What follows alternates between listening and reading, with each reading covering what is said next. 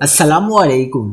کراچی میں ریکارڈ توڑ monsoon season کے بعد سردیاں بھی زبردست اور معمول سے زائد متوقع ہیں، شہری تیار رہیں۔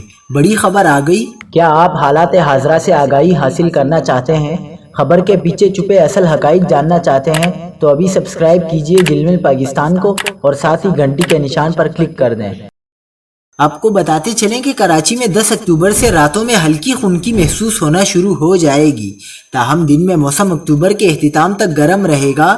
اگلے 24 گھنٹوں کے دوران ملک پر موجود حالیہ سلسلہ کمزور ہو جائے گا اور کل شام سے ملک کو الوداع کہہ دے گا۔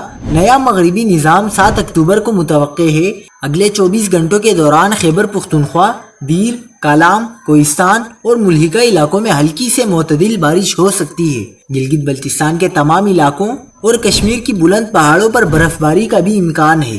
پنجاب میں موسم خشک رہے گا۔ لیا، بکر اور ملحقہ اضلاع میں ہلکے بادل دیکھنے کو مل سکتے ہیں۔